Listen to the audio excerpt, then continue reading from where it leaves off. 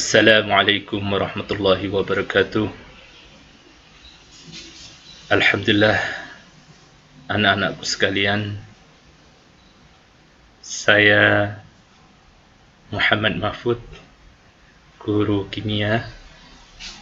Selamat datang di SMA Negeri 1 Singosari. Saya ucapkan.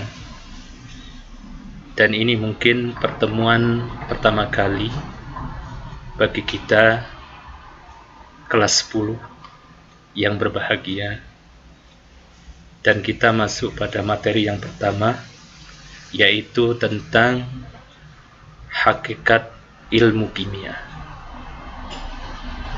Sebelumnya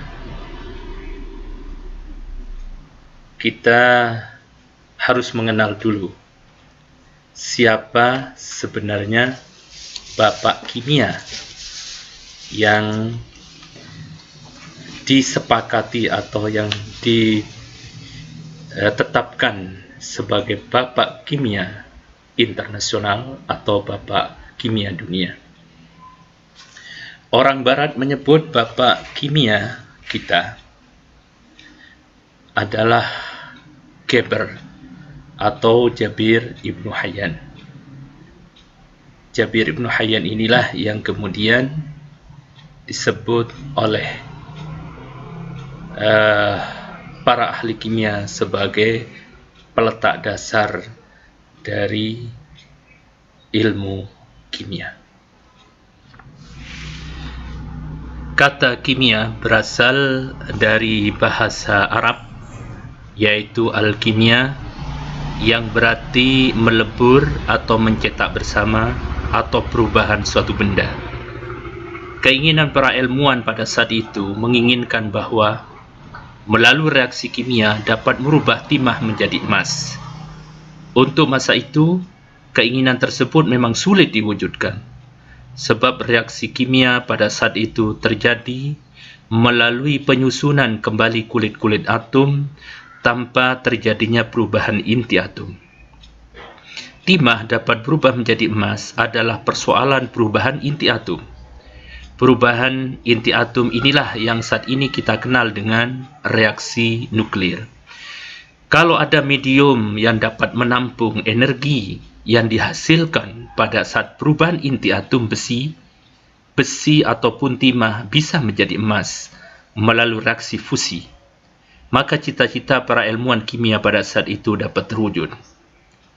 Geber atau Jabir, begitu orang Barat menyebut Geber, adalah Bapak Kimia Dunia. Geber nama aslinya Jabir Ibnu Hayyan, sebagaimana saya katakan tadi.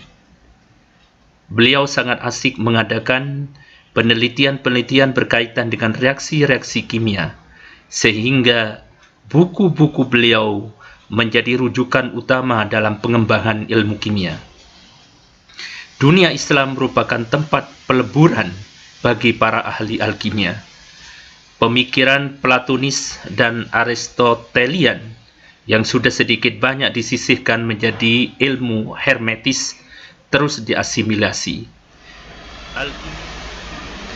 Alkimiawan Islam seperti Abu Bakar Muhammad bin Zakaria al-Razi, Rhazes dalam bahasa Latin, juga menyumbangkan temuan-temuan kimiawi penting seperti teknik penyulingan. Kata alembik atau alkohol juga berasal dari bahasa Arab.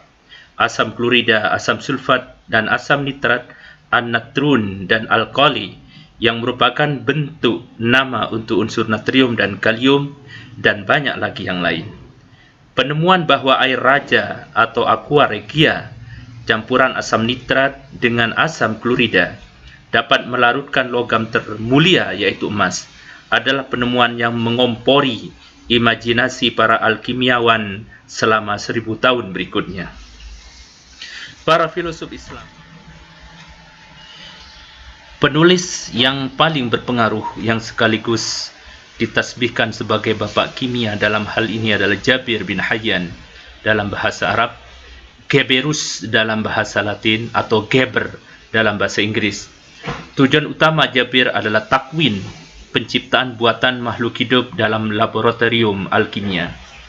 Ia menganalisis setiap unsur Aristotelian, panas, dingin, kering, dan lembab. Menurut Jabir, dalam setiap logam, dua sifat ini berada di dalam dan juga dua berada di luar. Misalnya timah itu dingin dan kering di luar, sedangkan emas itu panas dan lembab. Maka Jabir berteori dengan mengatur ulang sifat-sifat sebuah logam, bisa dihasilkan logam lain. Dengan penalaran ini, pencarian batu filosof diperkenalkan dalam alkimia barat. Jabir kemudian mengembangkan numerologi yang rumit, yakni huruf akar dari nama sebuah zat dalam bahasa Arab. Jika ditransformasi, akan berkaitan dengan sifat kimia dan fisika unsur tersebut. Baiklah anak-anakku sekalian, kita masuk pada pembahasan kita, yaitu kita akan bahas tentang hal yang sangat penting, yaitu hakikat ilmu kimia. Kita harus memahami ilmu kimia itu apa yang dibahas dalam ilmu kimia, sehingga mulai kelas 10 sampai kelas 12 kita sebenarnya membahas daripada definisi kimia itu sendiri. Marilah kita lihat slide berikut ini. Ilmu kimia adalah ilmu pengetahuan alam. Jadi ilmu kimia termasuk IPA yang mempelajari tentang materi atau benda. Materi tentang apanya? Yaitu tentang susunannya, komposisinya, strukturnya, sifatnya, perubahan materi itu, serta energi yang menyertainya. Inilah definisi. Lalu apa yang dimaksud dengan materi?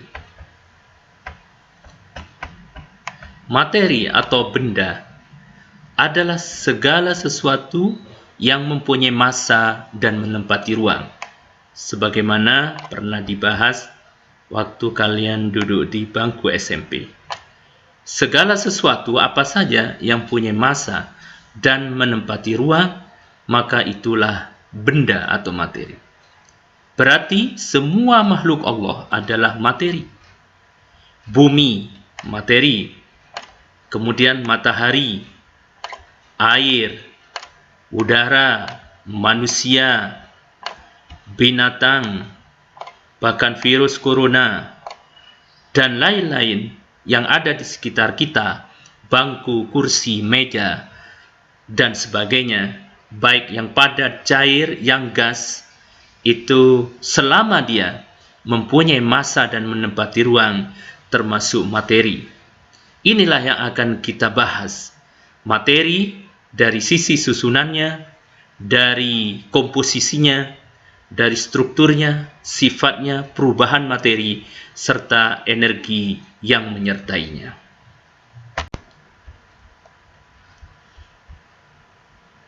Susunan materi. Sebenarnya materi ini tersusun dari apa?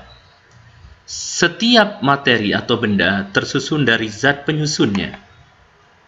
Penyusunnya, kalau yang paling kecil atom atau unsur, kemudian lebih besar sedikit molekul atau senyawa. Kemudian juga bisa berupa ion. Misalnya kita melihat benda yang setiap hari kita gunakan, yaitu air, katakanlah. Air merupakan molekul. Molekul ini merupakan materi. Air merupakan materi. Dan molekul sendiri adalah materi. Maka molekul ini tersusun dari atom atau unsur, yaitu hidrogen dan oksigen. Selanjutnya kita akan bahas bagaimana komposisi dari penyusun materi tersebut. Begitu pula struktur-strukturnya. Materi, prosentase dari penyusun materi itu bisa kita hitung. Begitu pula strukturnya bisa kita pahami, yang nanti kita akan pelajari pula di kelas 10. Mari kita lihat tayangan berikut ini.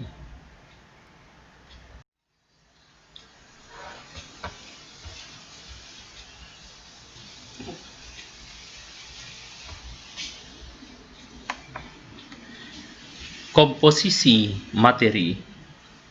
Komposisi materi, prosentase materi dari penyusun-penyusunnya tadi, misalnya molekul air, berapa komposisi penyusun daripada molekul air? Kita lihat air tersusun dari satu atom oksigen dan 2 atom hidrogen. Dengan komposisi atom hidrogennya sebanyak 11,11% dan oksigennya sebanyak 88,89%. Bagaimana menghitungnya?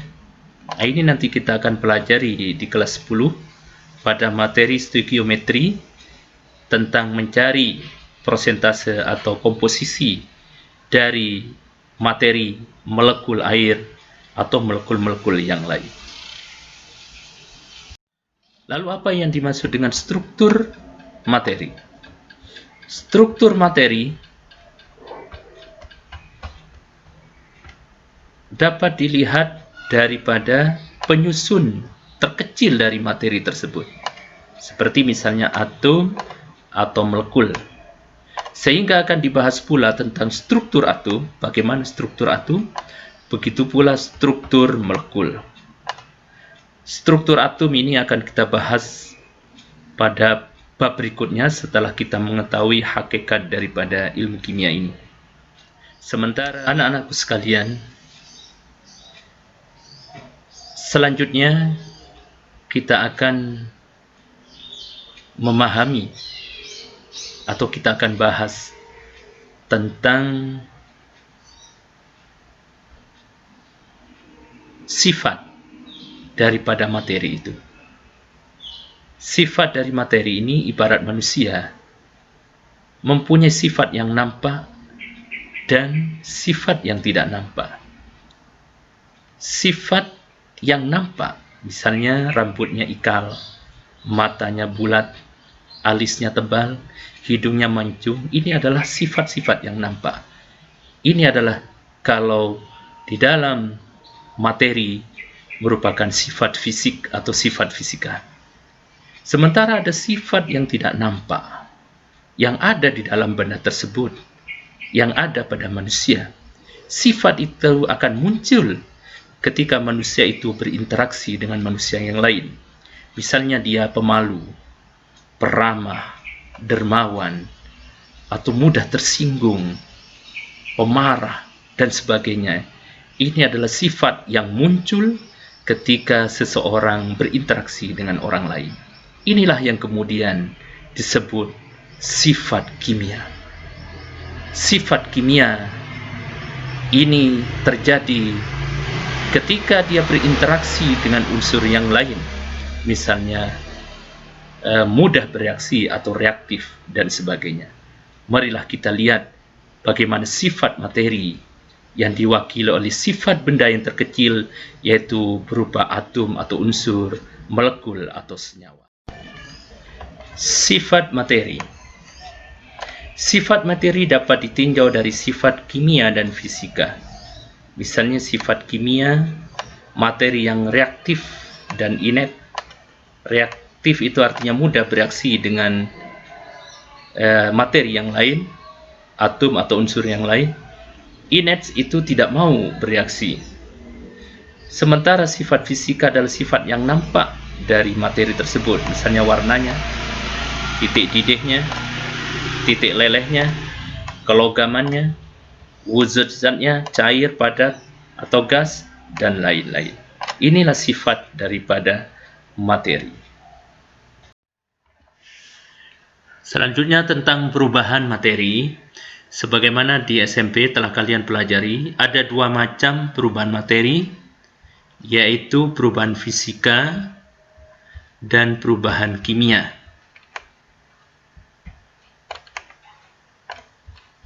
Perubahan kimia ini disebut pula dengan reaksi kimia. Untuk bisa membedakan antara dua perubahan ini, marilah kita ikuti praktik sederhana dari teman kalian. Selamat menyaksikan.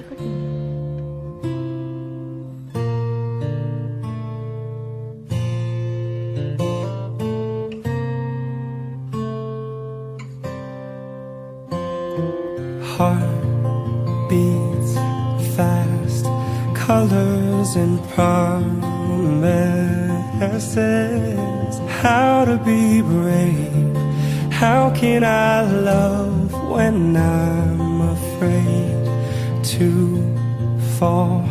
But watching you stand alone, all of my doubt suddenly goes away somehow.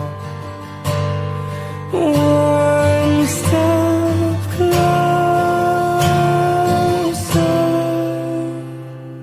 I have died every day waiting for you. Darling, don't be afraid. I have loved you for 1,000 years. I love you for 1,000 more.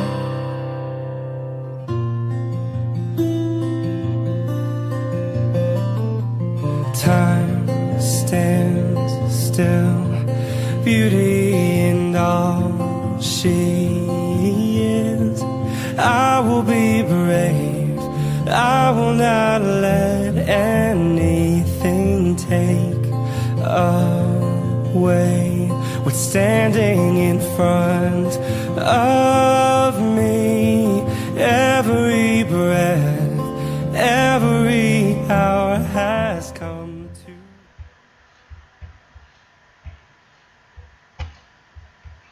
Yang terakhir adalah energi yang menyertai perubahan materi. Setiap materi mengandung energi atau kalor. Kalor ini yang disebut kemudian entalpi. Nanti di kelas 11 kita pelajari lebih jauh tentang entalpi. Perubahan entalpi itu adanya perubahan kalor dalam materi itu dengan kalor yang ada di luar. Jika materi itu mengeluarkan kalor, maka disebut reaksi eksoterm. Ekso mengeluarkan termal, kalor. Sementara jika materi itu menyerap kalor, maka disebut reaksi endoterm. Untuk lebih jelasnya, kita saksikan praktikum dari kawan-kawan kalian berikut ini.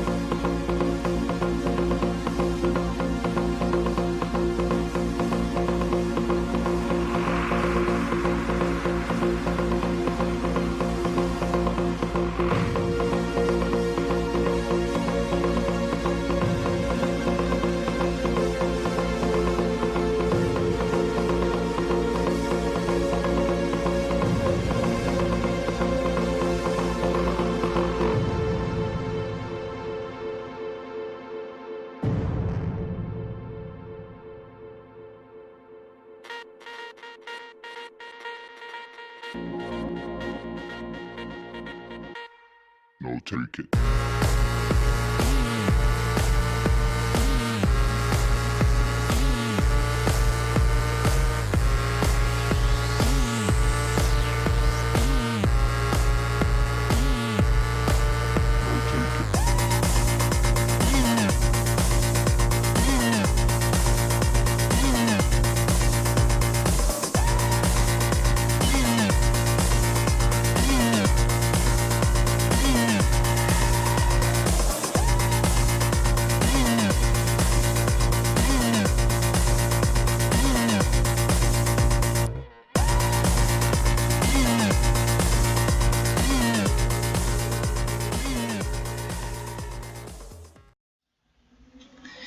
Demikian anak-anakku sekalian, pertemuan yang pertama ini kita telah membahas hakikat ilmu kimia. Hakikat ilmu kimia itu yang kita definisikan sebagai ilmu pengetahuan alam yang pelajari tentang materi, yang meliputi susunan dari materi itu yang kita akan pelajari di kelas 10, susunan, begitu pula komposisinya, strukturnya kita akan pelajari di kelas 10. Begitu pula perubahan materi itu serta energi yang menyertainya kita akan pelajari semuanya di kelas 10, 11, dan 12. Semoga kalian mencintai, merindukan ilmu kimia ini dan mempelajarinya lebih jauh. Dengan mempelajari ilmu kimia ini kita semakin dekat kepada penciptanya, karena kita sendiri adalah materi dan kita tersusun dari atom, dari unsur, dari senyawa atau molekul. Maka tepatlah Allah mengatakan, wa fi anfusikum afala tubsirun, maka apakah kalian tidak memikirkan bahwa pada diri kalian itu sebagai tanda-tanda bukti adanya Allah Subhanahu wa Ta'ala. Saya akhiri, mudah-mudahan kalian terus bersemangat untuk mempelajari ilmu kimia yang menarik ini. Wassalamualaikum warahmatullahi wabarakatuh.